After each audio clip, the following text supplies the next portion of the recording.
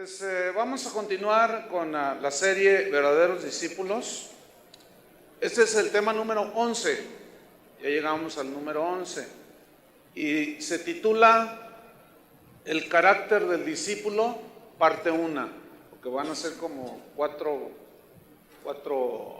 partes de este tema, carácter del discípulo. Quiero que abran su Biblia en Mateo capítulo 5. Mateo capítulo 5.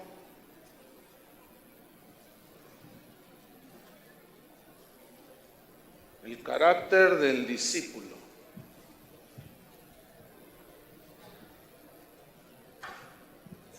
Mateo 5, versículo 1 y 2. Dice que viendo la multitud, subió al monte. Está hablando de Jesús. Y sentándose, vinieron a él sus discípulos. Quiero que noten multitud y discípulos. ¿Se acuerdan de hace 8 días? No es lo mismo. La multitud se pierden ahí en el anonimato y los discípulos es otro tipo de personas. Bueno, vinieron a él sus discípulos. Ahí en vinieron significa se acercaron, fueron los que estaban más cerca de Jesús. Versículo 2. Y abriendo su boca, les enseñaba. ¿Qué hacía Jesús? Les enseñaba. Miren, la enseñanza de Jesús a sus discípulos tiene que ver totalmente con el estado interno del discípulo, es decir, de su corazón. Esa es la enseñanza principal de Jesús. La enseñanza de Jesús estaba enfocada a la formación del carácter del discípulo. ¿Sí? ¿Qué es carácter? Según la Real Academia Española, lo define como el conjunto de cualidades de una persona que la distingue de otras en su modo de ser, en su modo de obrar. Desgraciadamente, en el cristianismo de hoy se le da más énfasis a los dones, a los carismas, que esos son regalos de Dios, que al carácter. Los dones Dios nos los da por gracia, nos los regala para edificar al cuerpo de Cristo, pero el carácter ese se va formando día tras día. El carácter cristiano no es un don, sino es algo que el escultor divino Jesús va esculpiendo día con día. Y ahí es donde, si una persona tiene mucho carisma y no tiene carácter, la balanza está desequilibrada. Llega un momento en que el carisma le gana y es cuando comienzan a enorgullecerse el discípulo, comienza a pensar que es por su propia sabiduría, que puede hacer las cosas. Entonces, el énfasis de Jesús no es que hagamos muchas señales y maravillas, no, eso no es el énfasis de Jesús. Esas son consecuencias de la predicación. Y cualquiera que predica y que crea, esas señales seguirán. Pero ser discípulo, formado a la imagen de Jesús, es otra cosa. Entonces, es claro que el énfasis de Jesús está en formarnos a su imagen. Eso es definitivo. Y que aprendamos cada día a ser como Él, a vivir como Él vivía, a pensar como Él pensaba. Entonces, ser cristiano, ser discípulo de Jesús es vivir un estilo de vida diferente al estilo que viven los que no son sus discípulos. Los discípulos verdaderos, pues, se distinguen de las multitudes. Es decir, que los verdaderos discípulos no son del montón. ¿Usted es del montón? Porque aquí hay un montón. Sí, una multitud, pero se distinguen pues por su estilo de vida. Vamos a ver el mismo capítulo 4 de Mateo para tomar un poco el contexto en el versículo número 25 para entrar de lleno al mensaje. Dice que le siguió, Mateo 4, 25, le siguió mucha gente de Galilea le siguió. Y de Decápolis, que eran 10 ciudades, Deca es 10, Polis, ciudad, o sea, eran 10 ciudades que estaban alrededor. Y llegaron de allí, de Decápolis y de Jerusalén y de Judea y de todo el lado del Jordán. Llegaron, lo seguían. Entonces dice el versículo 1 de capítulo 5. Viendo la multitud, es decir, todos los del versículo 25, subió al monte. Tuvo una parte así en alto, porque hacía aprovechando la acústica que se genera en un monte como en el que Jesús se sentó. La acústica favorecía para que la multitud no perdiera ningún detalle de lo que Jesús estaba diciendo. Entonces se sentó. La multitud estaba hacia abajo, él lo estaba mirando. Así como estoy yo ahorita, los miraba él hacia abajo. Y el sentarse era un distintivo de los maestros de Israel. No hablaban como los predicadores de hoy que estamos de pie. No, ellos se sentaban. Esa era la posición del maestro. Entonces se sentó el maestro y se acercaron sus discípulos. Y abriendo su boca, les enseñaba, diciendo. Pongan mucha atención. Versículo 3. ¿Qué les dijo? Bienaventurados los pobres en espíritu, porque de ellos es el reino de los cielos. Yo quiero que noten que esta frase, bienaventurados los pobres en espíritu, se refiere a un rasgo netamente interno. Porque pobres, no dijo bienaventurados los pobres. Si hubiera dicho bienaventurados los pobres, se entiende que los pobres materialmente hablando. Entonces no, aquí notemos que se refiere a un rasgo netamente interno, a algo que caracteriza al discípulo, pero que es una condición interna. Y aquí es ya donde estamos hablando de carácter. Entonces, cuando él dice bienaventurados, Mateo utilizó la palabra griega Macarios, de donde se deriva el nombre Macario, ciertamente. Y Macarios significa supremamente dichoso, sumamente feliz, sumamente digno de ser felicitado, porque es una persona dichosa. O sea, es en grado superlativo la palabra bienaventurados, Macarios, sumamente dichosos. ¿Quiénes son sumamente dichosos? ¿Por qué Jesús utilizó esta palabra? Son sumamente dichosos. Y luego añade, los pobres en espíritu.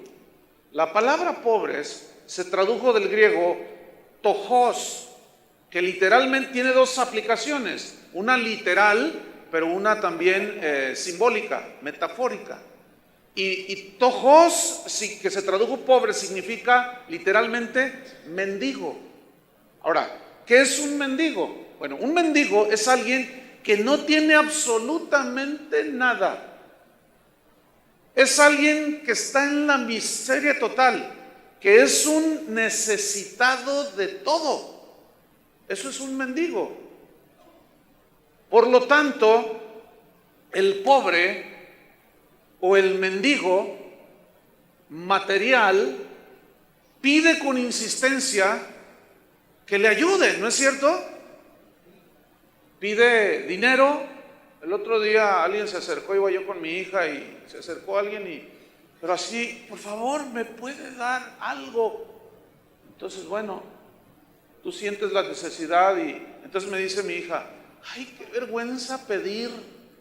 Le digo, sí, pero cuando la gente no tiene, se humilla en una condición totalmente humillante de pedir ayuda, pero que urge.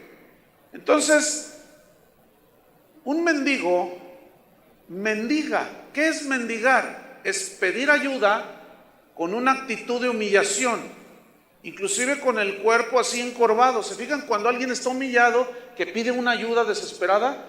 Hasta es como una actitud, por favor. ¿Se han fijado? Y esa es la definición. ¿Por qué con esa actitud de humillación? Porque no tiene recursos propios. No tiene absolutamente nada.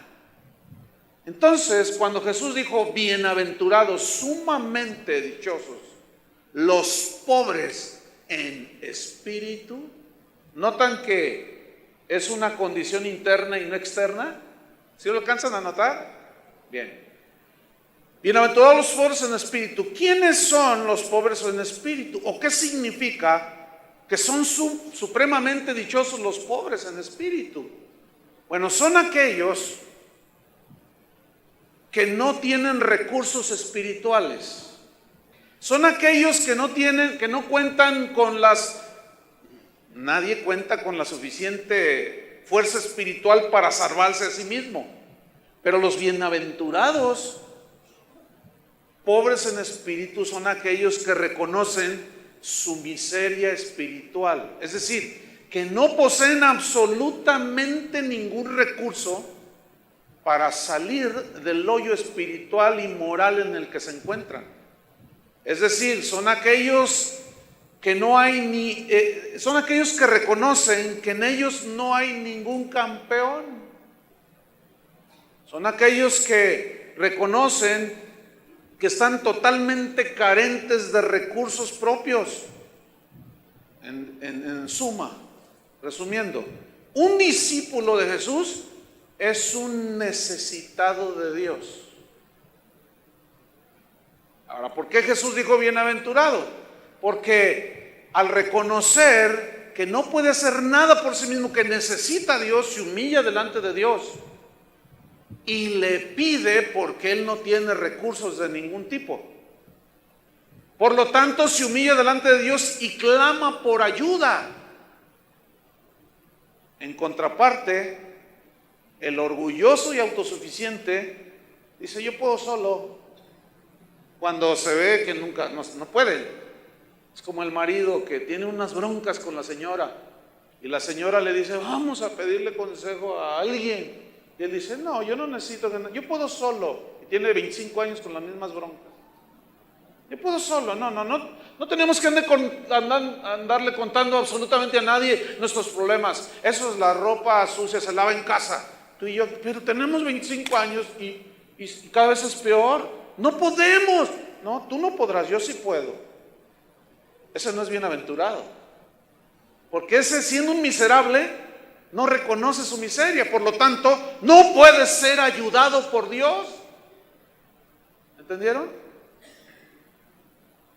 Por eso dijo Jesús: bienaventurados los pobres en espíritu, los que reconocen que no pueden. Los que reconocen que no tienen las fuerzas suficientes para enfrentar al mal, la maldad, para enfrentar las tentaciones, para enfrentar todas las cosas que se presentan en la vida. Vamos a ver Lucas 4:18. Pongan una señal ahí. Lucas 4, versículo 18. Esta es una escritura que Jesús usó estando en la sinagoga, pero vamos a estudiarla, para que noten cómo cobra sentido bajo el contexto de bienaventurados los pobres en espíritu. Dice así, está leyendo Jesús ahí en la sinagoga y dice: el Espíritu del Señor está sobre mí, por cuanto me ha ungido para dar buenas nuevas. ¿A quién? ¿A qué tipo de pobres piensa usted que se refiere aquí? ¿A los pobres materiales o a los pobres espirituales?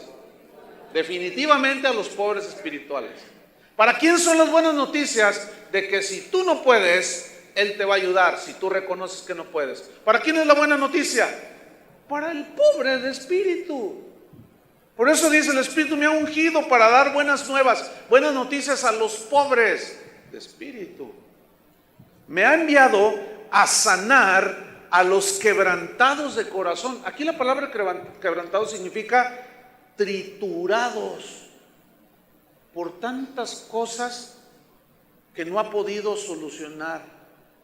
Hay personas que no pueden ni dejar el cigarro. No pueden. Estoy diciendo cosas fáciles. Ahora imagínate las difíciles. Entonces, ¿a qué vino el Señor? A sanar a los triturados de corazón, aquellos que están totalmente prisioneros, porque dice a continuación: a pregonar libertad. ¿A quién? A los cautivos. Es decir, a los que están cautivos por el pecado y que no pueden liberarse a sí mismos. Pero el texto en el idioma original implica que esta liberación viene a través del perdón de los pecados, fíjate nada más. Pero luego sigue diciendo, y vista a los ciegos. Pregunta, ¿qué tipo de ciegos piensas tú o crees que se refiere? ¿Ciegos literales que no ven, invidentes, o ciegos espirituales? Ciegos espirituales. Porque alguien como usted, que puede ver, ¿me está viendo? Yo puedo verlo. Eso no garantiza que puedo ver las cosas espirituales, que puedo ver a Dios obrando a mi favor, que puedo ver y entender. Por eso Jesús decía, el que tiene oídos para oír, oiga. Oídos para oír, oiga. Definitivamente es una expresión que tiene netamente un significado espiritual, porque todos oyen aquí. ¿Me están oyendo todos? Pero no sé si todos entiendan esto. No sé si todos están captando el verdadero sentido de la palabra de Dios. Pues tienen oídos, pero no oyen. Tienen ojos, no ven. Entonces, definitivamente es una interpretación, tiene que tener una interpretación netamente espiritual, en sentido metafórico, espiritual. ¿A qué más vino el Señor? A poner en libertad a los oprimidos, que significa aquí perdonar a los triturados por el pecado para que sean libres, porque nunca pudimos por nosotros mismos ser libres. Pero luego añade, a predicar que el año agradable del Señor. Bien, entonces, el reconocer nuestra pobreza espiritual, el verdadero discípulo sabe, entiende que es la base para poder recibir las riquezas de Cristo.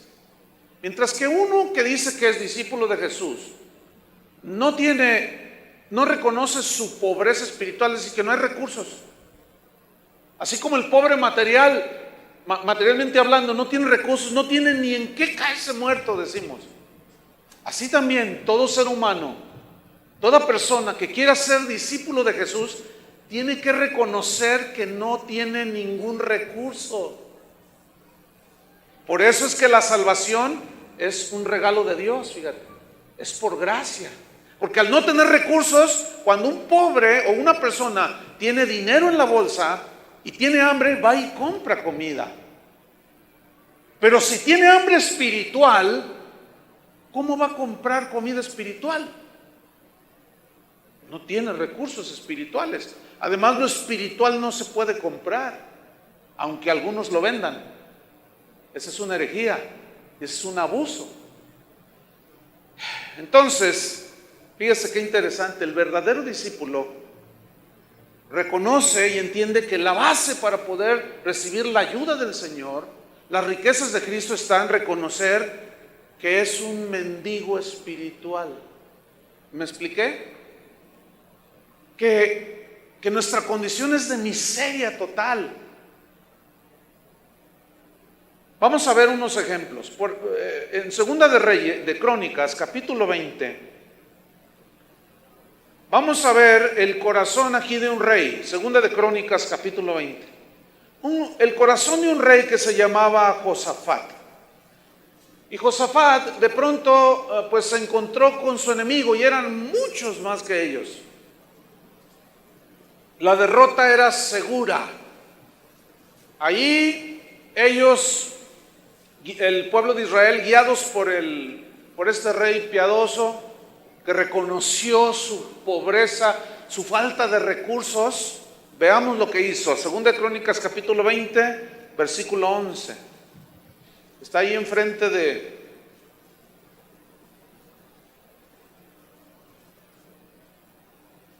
A ver, vamos a ver. Y aquí ellos nos dan el pago viniendo a arrojar. Están los enemigos enfrente de ellos.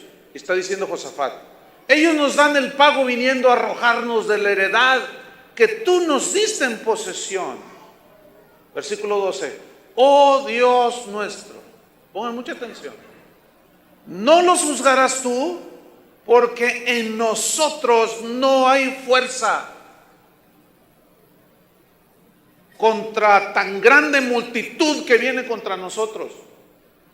No sabemos qué hacer, Señor. ¿Has estado alguna vez en una condición así? Bueno, ¿qué haces? ¿Vas y te compras una botella de tequila? ¿Vas y le pides prestado al compadre? Huyes y te pasas el río Bravo y te metes de ilegal huyendo a los Estados Unidos porque no sé qué hacer. O vas y buscas la ayuda del hombre. ¿Qué es lo que haces? Porque el hacer cualquier otra cosa que no sea ir con Dios y reconocer tu pobreza espiritual, tu falta de recursos para enfrentar las cosas, entonces tú no puedes ser ayudado por Dios. Porque al huir no estás confiando en Dios, estás diciendo, pues yo no pude, ni Dios tampoco, entonces mejor me voy a los Estados Unidos. O mejor me refugio en el alcohol. Como una señora una vez me dijo, ay pastor, tengo tantos problemas y es que fíjese, mi esposo murió, dice, murió mi esposo y pues se nos acabó el dinero, el negocio se cerró, el negocio quebró, no tengo dinero, dice, y me refugié en el alcohol. Le dije, ¿cómo para eso sí tenía? ¿Qué cosas, no? Entonces, sigamos leyendo. No sabemos qué hacer y a ti volvemos nuestros ojos. Yo quiero que note que este rey tenía poder. El asunto es que los que estaban enfrente le estaban causando un problema mucho más grande de lo que sus recursos humanos podían enfrentar. Entonces, no sabemos qué hacer. No quiso negociar tampoco con el enemigo y decir, bueno, si no hay guerra, pues somos tus esclavos. No, dice, a ti volvemos nuestros ojos. ¿Qué no dice la Biblia en muchas partes? Que nuestros ojos deben de ser puestos en el Señor. ¿Por qué? Porque es el único que nos puede ayudar, hermano. Es el único. Pero el orgullo no nos deja a algunos de los discípulos. No nos permite reconocer nuestra mendicidad espiritual, nuestra falta de recursos, y no nos humillamos. Pero Josafat dice, a ti volvemos nuestros ojos. Fíjense qué escena. Dice, y todo Judá estaba en pie delante de Jehová. Todos estaban. Vean la escena, con sus niños y sus mujeres y sus hijos.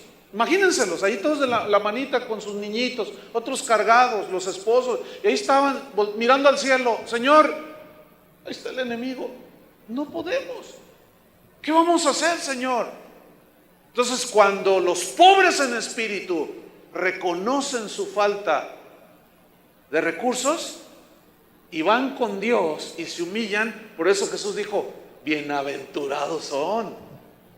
Sumamente dichosos. ¿Por qué? Porque entonces viene la mano de Dios. Porque entonces directamente Dios los ayuda, no el compadre. Versículo 14, y estaba allí Jaasiel, hijo de Zacarías, hijo de Benaía, hijo de Jehiel, hijo de Matanías, levita de los hijos de Asaf, sobre el cual vino el Espíritu de Jehová en medio de la reunión y dijo, oíd, Judá todo, y vosotros moradores de Jerusalén, y tú, rey Josafat, Jehová os dice así, no temáis, ni os amedrentéis delante de esta multitud tan grande, porque no es vuestra la guerra, sino de Dios. O sea, en cuanto un discípulo deja que Jesús obre a su favor, bienaventurado es. El problema es que no todos entre la multitud dejan que Dios obre. ¿Saben por qué? Por el orgullo que nos cargamos. Yo vengo porque pues vengo acompañando a mi novia. Mucho gusto. Pues yo vengo porque, ¿y quién sabe por qué vienes? Pero cuando se te atore en la carreta, cuando se te ponche la llanta, ¿qué vas a hacer? ¿Te vas a humillar o vas a decir, no, yo puedo? Mira, nomás llamo a la línea psíquica de Walter Mercado y ese me dice todo. Está bien. Entonces no son bienaventurados. ¿Quién es el bienaventurado? ¿Quién es el sumamente dichoso? El que reconoce su falta de recursos de todo tipo. ¿Por qué cuando hay una necesidad económica vamos con el compadre? ¿Por qué empeñas el reloj? ¿Por qué no lo ves a él? A ver, ¿por qué tienes que externar tu necesidad económica a otros? Esperando que los otros te tiendan la mano. Pero bienaventurado el que reconoce que del Señor puede venir su provisión y su salvación. Entonces imagínate, eso es precisamente lo que Jesús les está enseñando a sus discípulos. El verdadero discípulo, mis discípulos, reconocen que sin mí nada podéis hacer. ¿No lo dijo ahí en Juan 15? Sin mí nada podéis hacer. A veces a mí me preguntan, oye, ¿cómo le haces para pastorear una iglesia tan grande con miles de personas? No, pues yo no hago nada. No, ¿cómo no? No, nomás confío. No, ya me hubiera muerto. Ya me hubiera dado un infarto. Si en mis propias fuerzas tratara de pastorearlos a ustedes y de enseñarles o de dirigirles los caminos de Dios con tantas broncas que traen. A eso añádenle las mías. No, ¿saben qué hago yo? Yo voy con el Señor, muy de continuo, y le digo, pues mira, la hermana Panchita, esa ya no la aguanto, Señor. Pero tú nos das paciencia. Mira, yo ya no puedo con ella. Ya le dije, al hermano ya le dije, mira, tú sabes, Señor, yo ya agoté mis recursos. Ok, ahora ahí voy yo. Y comienza. Sopa. Entonces ya son 26 años de confiar en el Señor. Y vieran que sí responde el Señor. Pero las veces que he tratado en mi propia sabiduría, en mi propio conocimiento, apoyarme en mi propia prudencia, el Señor me deja así y el golpe es fuerte. Entonces, bienaventurados. Vamos a otro ejemplo también muy, muy hermoso. Primera de Reyes, capítulo 3. Este todavía está más claro. ¿Por qué? Porque, y cómo se ve que definitivamente no tiene que ver nada con los pobres materiales. No se refiere a los pobres materiales. Y este es acerca del rey Salomón. Salomón era riquísimo, hermanos. ¿Sí? Primera de Reyes, capítulo 3, versículo 9. Se muere David, padre de Salomón. En aquel tiempo se heredaba el reino, y Salomón hereda el reino de David su padre. Él estaba joven, había heredado muchas riquezas de su papá, él no tenía problemas financieros. Pero veamos qué sucedió. Primera de Reyes 3, versículo, vamos al 7. Dice, ahora pues, Jehová Dios mío, él está orando con el Señor, tú me has puesto a mí tu siervo por rey en lugar de David mi padre. Dice, y yo soy joven. Mira, en primer lugar dijo, yo soy joven. ¿Qué está diciendo aquí? Yo no sé mucho, Señor. Normalmente una persona joven le falta experiencia, ¿no? Yo no tengo experiencia, Señor. No sé, ahora resulta que soy rey de Israel, pero no tengo experiencia. No sé qué hacer, Señor. Fíjate lo que dice. Y no sé cómo entrar ni salir. O sea, esa es una expresión metafórica que habla que no sé cómo gobernar no sé qué hacer. ¿Qué voy a hacer con tanta gente, Señor? No sé qué hacer. Versículo 8. Y tu siervo está en medio de tu pueblo al cual tú escogiste, un pueblo grande, y no se puede contar ni numerar por su multitud. Versículo 9. Da pues a tu siervo una casa nueva. Perdón. Da pues a tu siervo una cuenta gorda en el banco. ¿Así dice? Parece como si algunas Biblias dijeran eso. Mucha atención. Da pues a tu siervo, noten lo que le pidió, corazón entendido. La palabra entendido en el hebreo significa corazón inteligente. ¿Para qué él pedía un corazón inteligente? Fíjate, para juzgar a tu pueblo. Yo no puedo. ¿Qué voy a hacer, Señor? Mira nomás la multitud. Yo soy joven, yo no sé qué hacer, Señor. ¿Saben qué estaba haciendo aquí Salomón? Reconociendo su pobreza de espíritu, su falta de recursos, su miseria. Y estaba mendigando a Dios, mendigando. Para nosotros en nuestra cultura latina o mexicana, más bien dicho, porque no en todos los países tiene la connotación que tenemos aquí en México, que es un poco desvirtuada, ¿sí?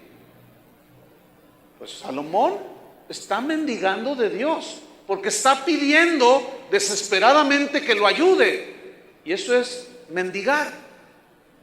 Bueno, sigo leyendo. No sé juzgar, Señor, ayúdame. Dice, dame pues ese corazón para juzgar a tu pueblo. ¿Qué más? Y para discernir, saber distinguir entre lo bueno y lo malo. Porque ¿quién podrá gobernar tu pueblo tan grande? ¿Quién? Si yo no puedo, Señor. Pero fíjate cómo son los estándares del mundo. ¿Cómo es el mundo? Sale en el periódico un anuncio de que se solicita gerente. Entonces imagínate que tú vas a hacer la solicitud y te preguntan, oiga, ¿usted cree que pueda con...? Ay, no, yo no sé qué hacer. Yo no sé qué haría. Te dan agua de volada. ¿Sí o no? Nadie va a hacer una cosa así, porque los estándares del mundo son muy diferentes a los de Dios. En el mundo tú tienes que ir a presumirles, y por eso haces tu currículum vitae. Y hasta mentiras hechas ahí para llenarlo, para apantallar a todo el mundo. Que yo estudié en Harvard y fue aquí en la UDG. Y que yo hice ¿por qué? Porque el mundo está esperando que tú demuestres que puedes. Pero resulta que ser cristiano, el Señor no te pide que demuestres que eres campeón, fíjate. Al contrario, está exigiéndote que reconozcas que no puedes.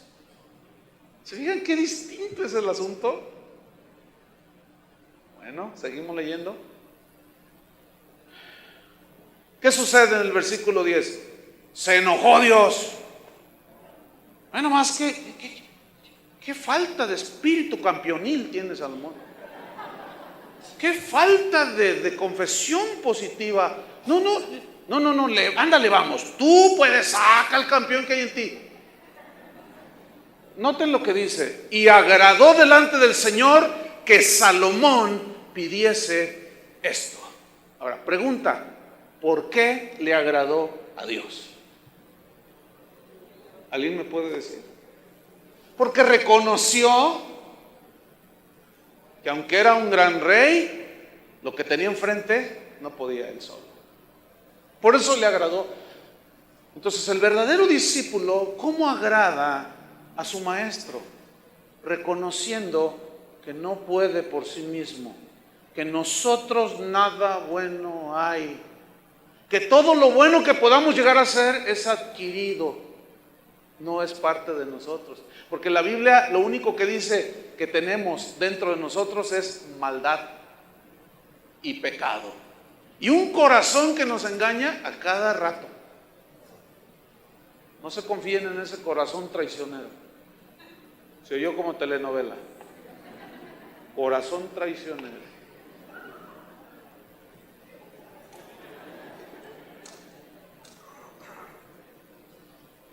Versículo 11. Y le dijo Dios, yo quiero que vean cómo viene la respuesta de Dios. Y le dijo Dios, porque has demandado esto, o sea, has pedido esto, y no pediste para ti muchos días, ni pediste para ti riquezas. Qué diferente el evangelio de hoy, ¿verdad? Que les enseñan a los discípulos ahora sí, esos sí son santos pedinches. Les enseñan a hacer pedinches y dame, y te exijo y aquí tú dijiste y que dame, ándale, y que tú y que yo y que porque yo me lo merezco, soy hijo de... Tú mereces el infierno. ¿Qué merecemos nosotros, hermanos? A ver, ¿alguien me puede decir? ¿Qué merecemos? La muerte y el infierno. Pero tanto nos amó Dios que mostró su amor para con nosotros, que siendo aún pecadores, Cristo murió por nosotros. Entonces, ¿dónde está la ocasión para jactarnos y enorgullecernos de ser algo en la vida? No cabe en el discípulo de Jesús. Si Dios lo usa, el verdadero discípulo de Jesús está bien centrado y no se enorgullece. Todo el crédito se lo da al Señor porque sabe que Él es un mendigo, que Él no tiene nada.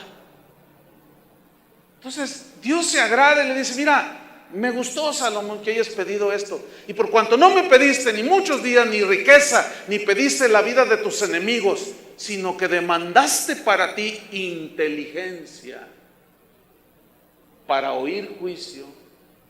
Mira, en lugar de pedir un carro, cámbiale.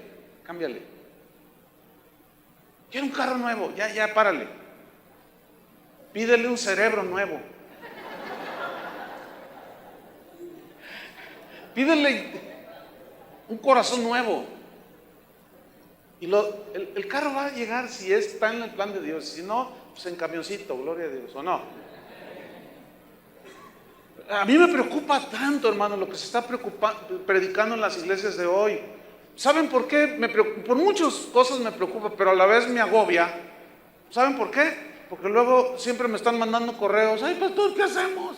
Siempre nos están enseñando esto. O llega la gente y nomás me están dando más trabajo a mí. Gloria a Dios.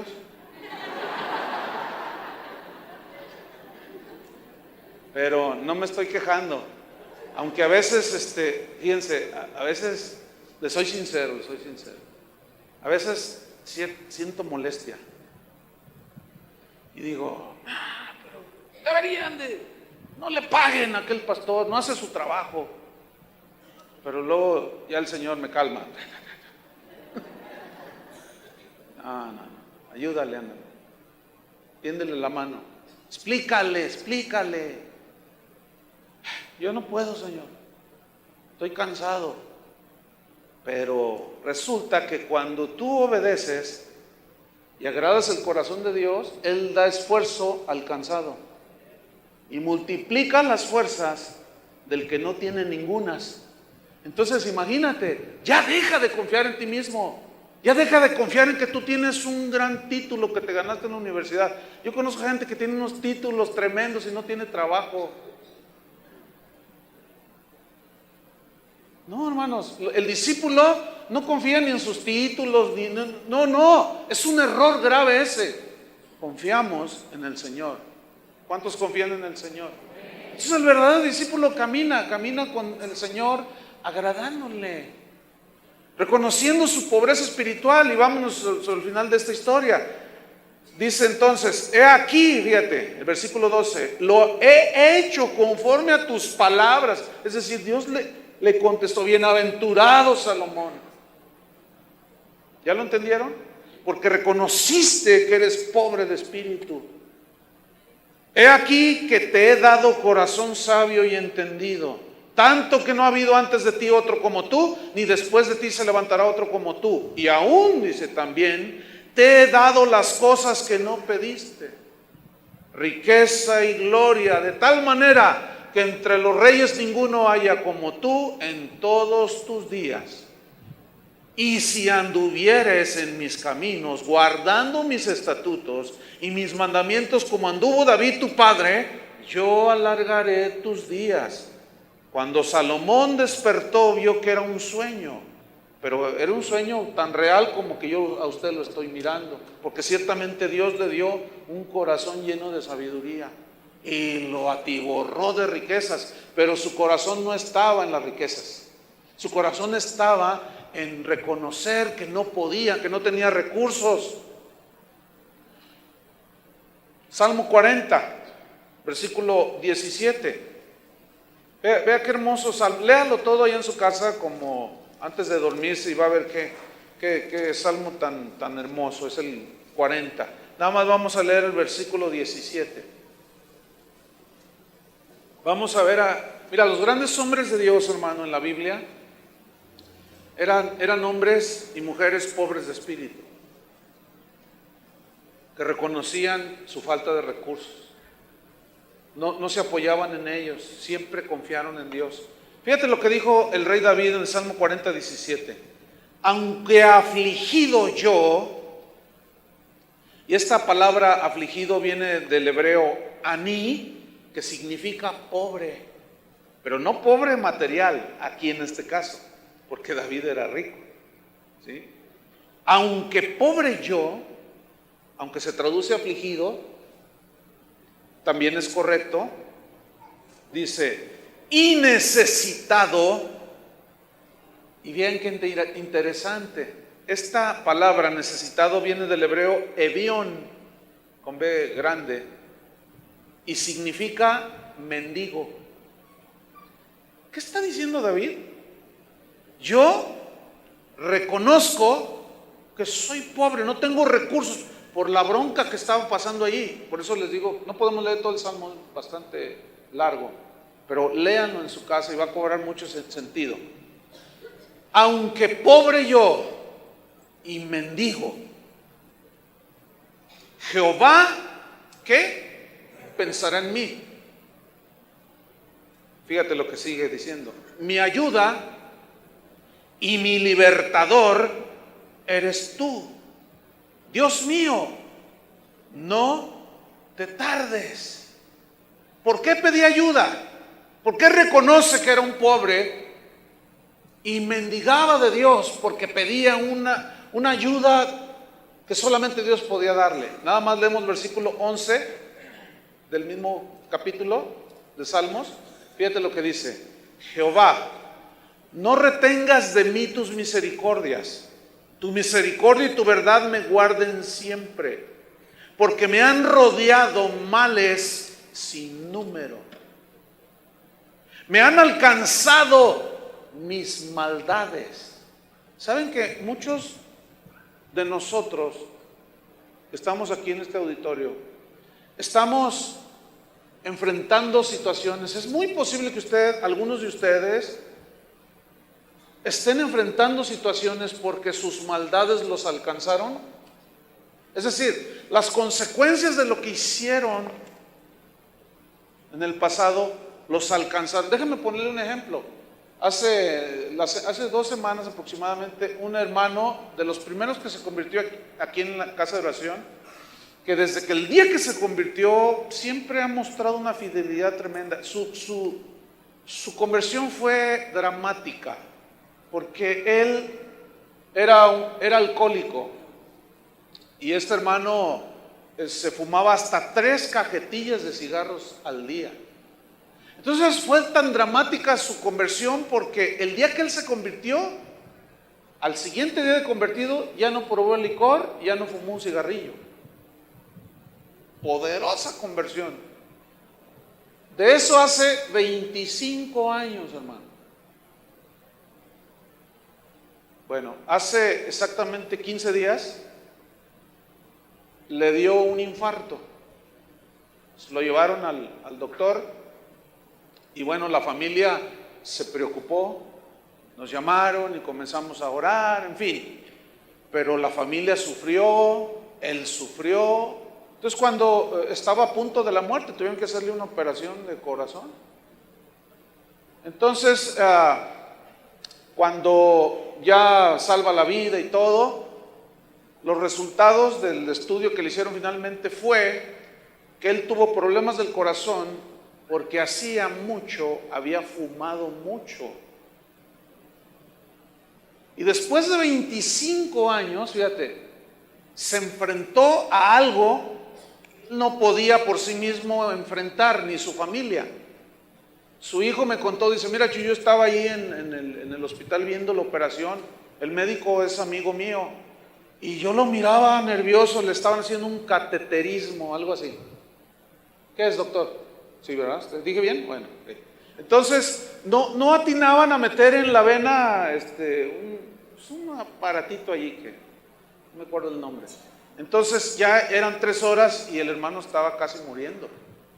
Entonces dice, mira Chuy, me dice su hijo. Yo empecé a llorar y le dije, Señor, ¿qué puedo hacer? Nada. Pero Señor, ten misericordia de mi papá, ayúdalo.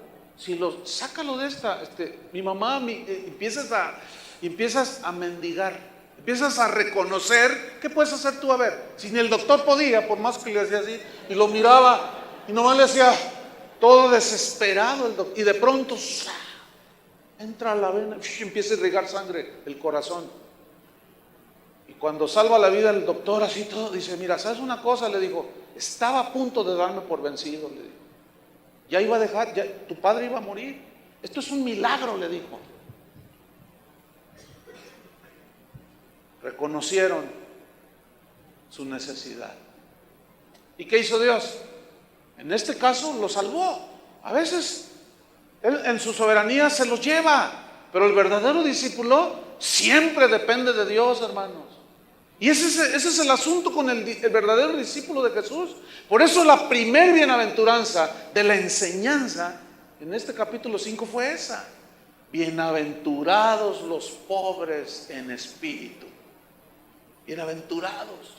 Porque esos son los que me van a dejar que yo haga las cosas. ¿Ya lo vas a dejar que haga las cosas? Nada más prueben. Algunos que siguen luchando ahí, que están ahí, que se preocupan por el día de mañana. ¿Qué ganas con preocuparte?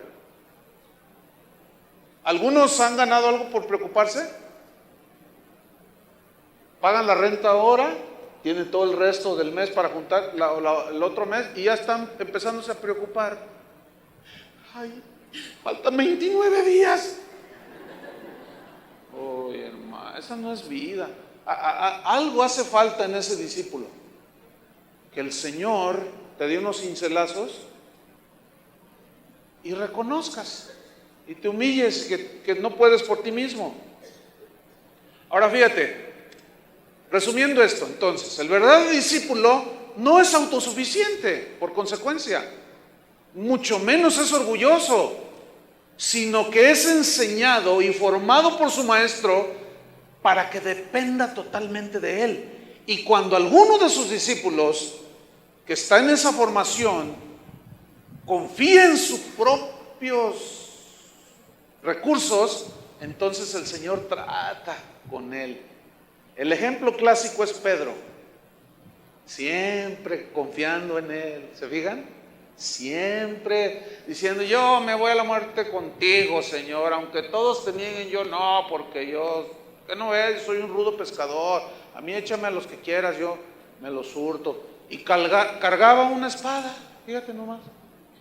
Dice, no, por si se me amontonan ahí, que yo soy nomás la marca del zorro, les pongo ahí. Y el día que prendieron a Jesús, ¿qué hizo? Confió en un arma. Y Jesús, ¿qué le dijo?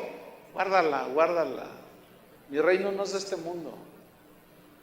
No, la lucha no es con armas así. Es otro tipo. Y siempre que Pedro confió en él, el Señor le daba cincelazos. Hasta que, escuchen bien, destruyó totalmente la autosuficiencia de Pedro y el orgullo de Pedro. ¿Saben quiénes sufren más entre los discípulos? Los orgullosos, los autosuficientes. Esos sufren más. ¿Por qué? Porque el cincelazo es más fuerte. Nada más por eso. Porque Dios resiste a los soberbios y le da gracia ¿a quién? A los humildes. Miren en Apocalipsis, miren cómo les dijo Jesús a los cristianos orgullosos y autosuficientes de la Odisea. ¿Quieren ver lo que les dijo? Apocalipsis 3, versículo 14. Esta era una iglesia que se distinguía, tenía un rasgo muy interesante. Vamos a leer Apocalipsis 3, versículo 14. Dice: escribe al ángel de la iglesia en la Odisea. El ángel es el pastor, ya lo hemos explicado muchas veces. Le dice: escríbele esto: he aquí el amén, el testigo fiel y verdadero, el principio de la creación de Dios, dice esto: yo conozco tus obras, que ni eres frío ni caliente. Ojalá fueses frío o caliente, pero por cuanto eres tibio, o sea que no te defines, y no frío ni caliente, te vomitaré de mi boca. Ahora, aquí viene una pregunta: ¿qué fue lo que sucedió que llevó a los cristianos de la Odisea a ser cristianos tibios? ¿Qué fue? Aquí hay algo muy importante que tiene una validez para el siglo XXI impresionante. ¿Qué fue lo que provocó que los cristianos de la Odisea se hicieran tibios? Leamos versículo 16, 17. Porque tú dices, ¿qué decían? Yo soy rico. Fíjate nomás. Tú dices: yo soy rico, a mí Dios me ha bendecido grandemente, ¿ves? Ah, sí, pues es que yo sí tengo fe, yo sí decreto. Tú estás en la miseria porque, pues, has de andar en pecado, no tienes fe, pero los verdaderos hijos de Dios disfrutamos todo lo de aquí. ¿De veras? Pues yo quiero que observen bien qué le dijo Jesús a los que dijeron: yo soy rico. Pero no solo dijeron: yo soy rico, ¿qué más dijeron? Y me he enriquecido. O sea, aumentaba cada día sus riquezas. Pero no terminaron ahí. Dijeron: y de ninguna cosa tengo necesidad. Uy.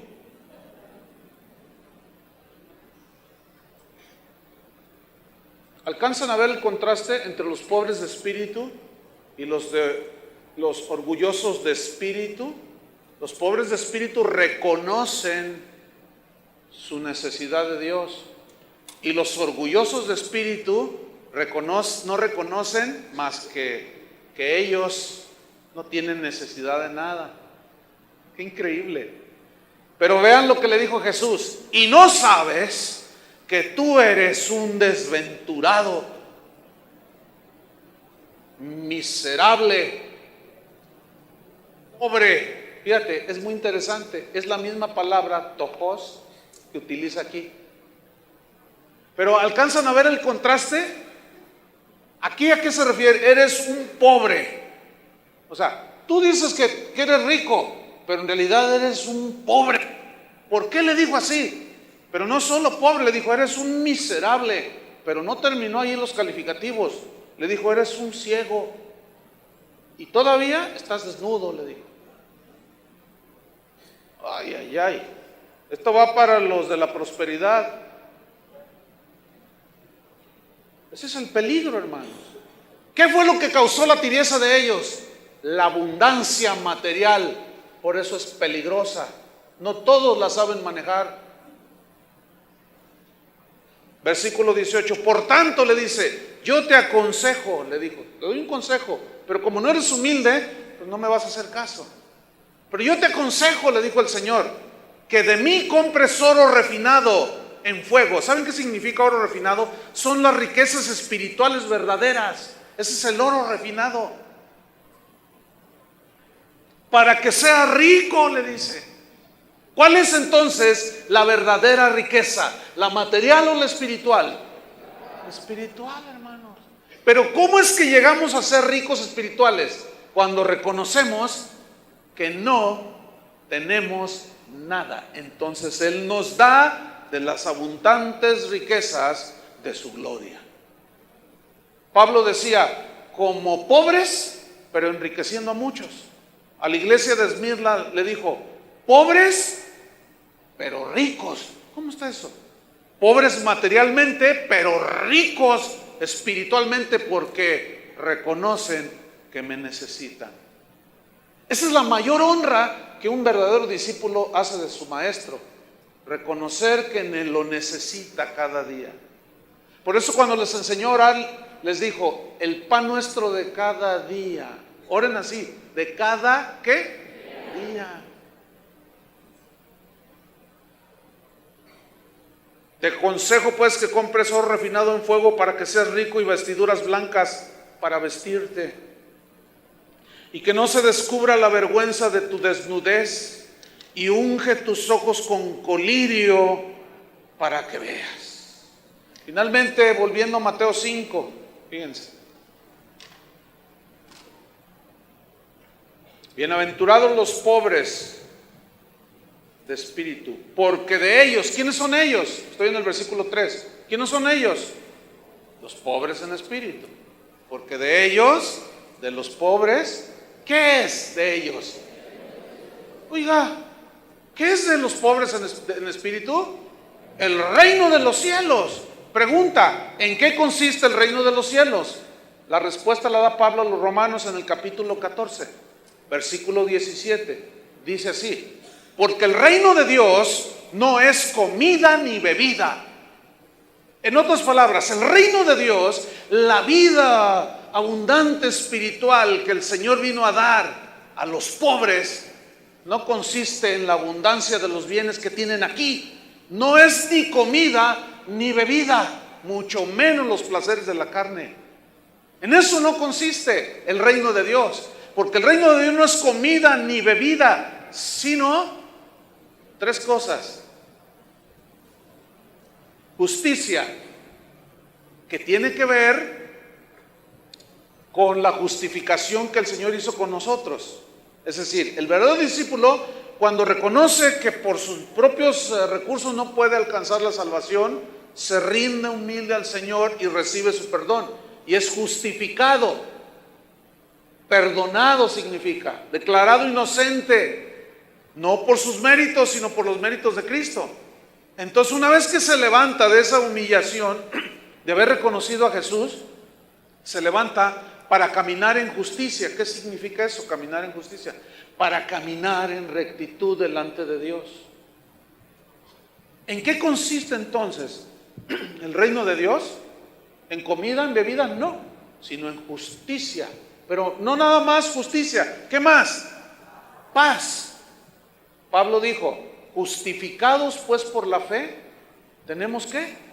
Paz para con Dios. Esa es una riqueza, hermanos, invaluable. Paz con Dios. Ya no es nuestro enemigo, porque reconocimos que éramos pecadores y su sangre nos limpió de todo pecado. Entonces, ¿de quién es el reino de los cielos? El reino de los cielos y el reino de Dios son sinónimos. ¿De quiénes? De los pobres de espíritu. Porque entonces ellos recibieron la justicia de Dios, caminan en justicia, es decir, en rectitud delante de Dios, y tienen paz, a pesar de que en el mundo tengan aflicciones. Pero no solo paz con Dios por medio de Cristo, sino finalmente, fíjense, gozo. Y el gozo es algo interno en el discípulo. ¿Entendieron? Es algo interno. Uno de los frutos del Espíritu en la vida del creyente, aparte del amor, es gozo, paz, paciencia. Pero noten el orden: amor, gozo. Es decir, que el verdadero discípulo, al reconocer su necesidad, que no tiene recursos, es cuando el Señor lo llena. Abre tu boca que yo la llenaré. Porque tú no tienes recursos, los recursos son míos, dice el Señor, son de Él. Entonces Él te llena y tú caminas en justicia, en paz con Dios y gozo en el Espíritu Santo, que es la consecuencia y el disfrute que un discípulo de Jesús tiene por reconocer que es pobre de espíritu. Eso es lo que Jesús enseñó a sus discípulos. Y para terminar, vamos a ver un rasgo más del carácter de sus discípulos. Esto no nos llevará mucho tiempo, 5 minutos. En el versículo 4 dice: bienaventurados los que lloran. ¿Así dice en su Biblia? En mi Biblia también. Es decir, sumamente dichosos. ¿Quiénes? Los que lloran. Los que lloran. A ver, ¿a qué se refiere los que lloran? Primero le voy a responder a lo que no se refiere. Bienaventurados los que lloran no se refiere al llanto que cualquier persona tiene, cualquier ser humano tiene por los sufrimientos que causan la vida misma. No se refiere a eso. Por ejemplo, ¿es bienaventurado el ateo que llora porque su esposa se le murió? Pues no. Otro ejemplo, ¿es bienaventurado el homosexual que llora porque su novio se le fue con otro?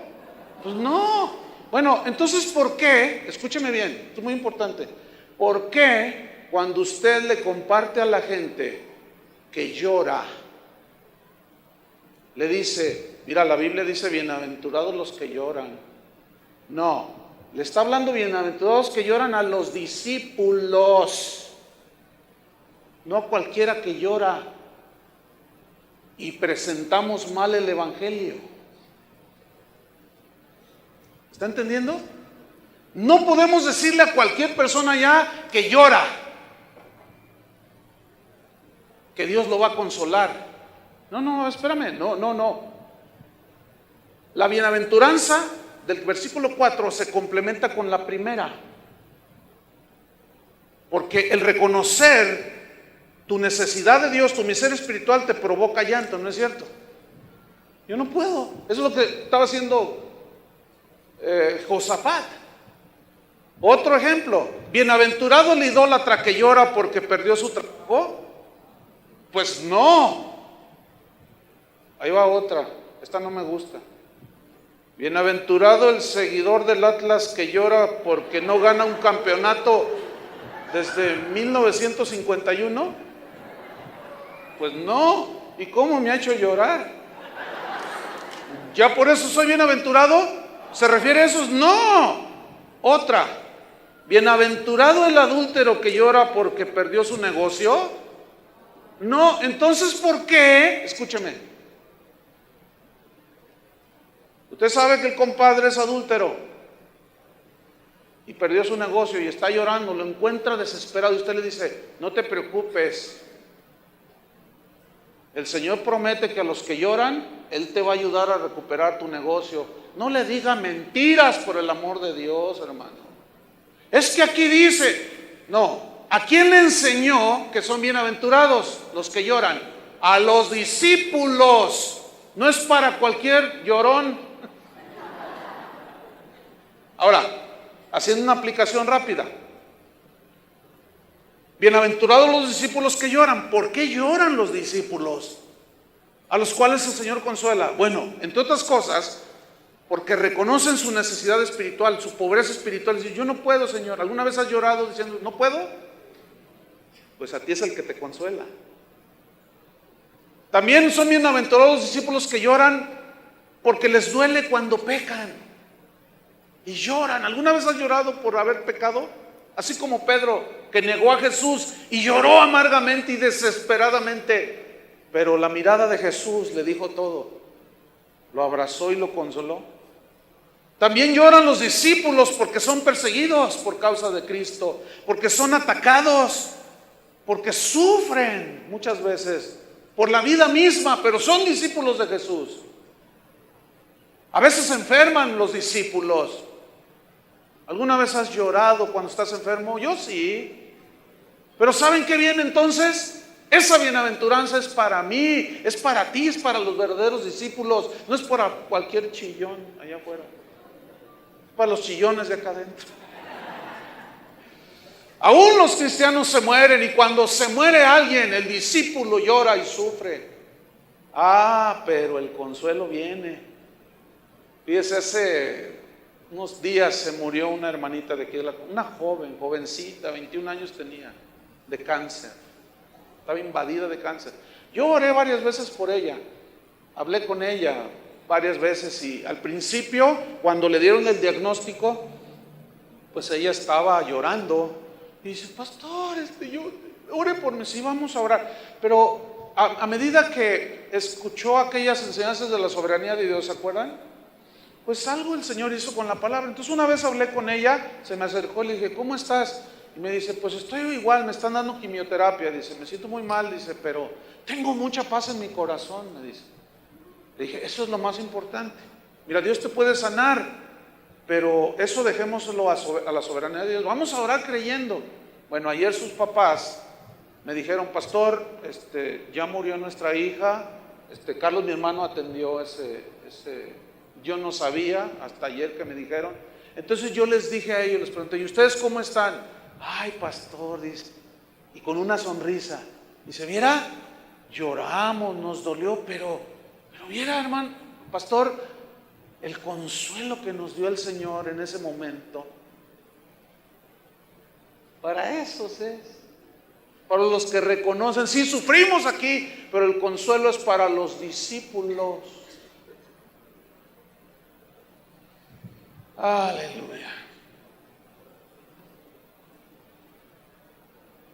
A sus discípulos el Señor los atrae a su pecho, cerca de Él, y nos consuela, y nos conforta, y nos anima a seguir hasta el final, cuantas veces sea necesario en esta vida. Él nos consolará entre tanto que Él viene. Esa es su promesa, hermanos. Un día, escuchen bien, discípulos, un día nuestro llanto terminará, se acabará. Dios mismo enjugará toda lágrima de nuestros ojos. Y en un sentido pleno y total, los discípulos verdaderos, en aquel día final, cuando entremos en la eternidad, la consolación será por toda la eternidad. Pero ¿para quién es la consolación? ¿Para quién es la bienaventuranza? Para los que lloran, ¿por qué? Por causa de Él. Para los que lloran reconociendo que no pueden sin Él. Quiero que se pongan de pie y que leamos Apocalipsis, capítulo 21, versículo 1.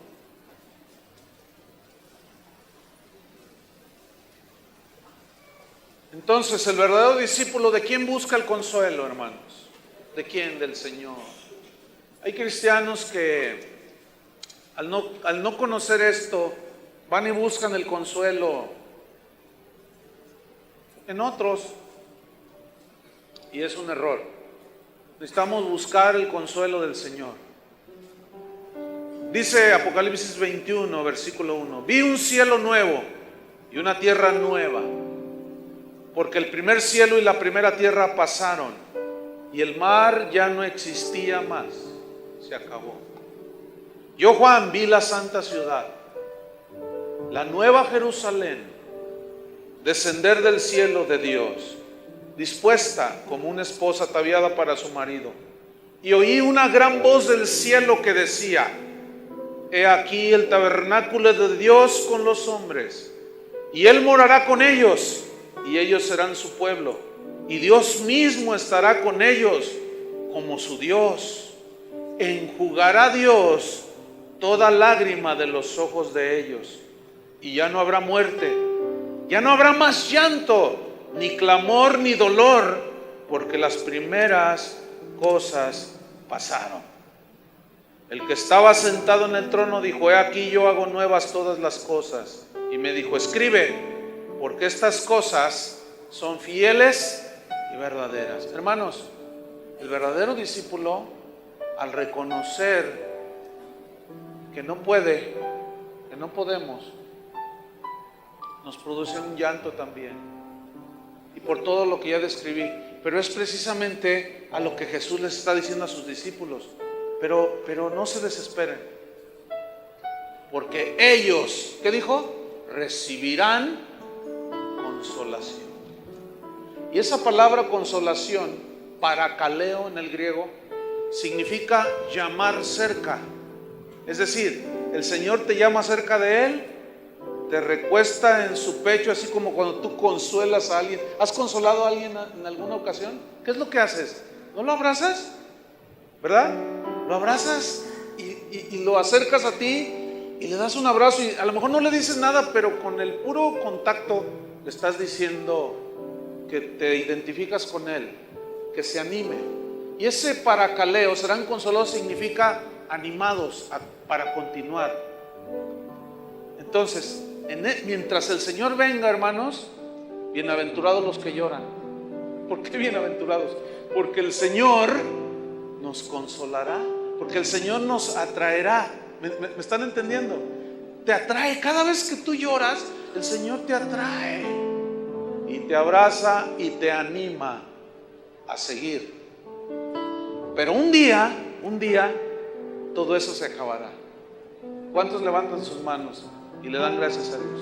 Un día todo eso se va a acabar, hermanos. Ya. Yo a veces digo, Señor, ¿cuándo será ese día?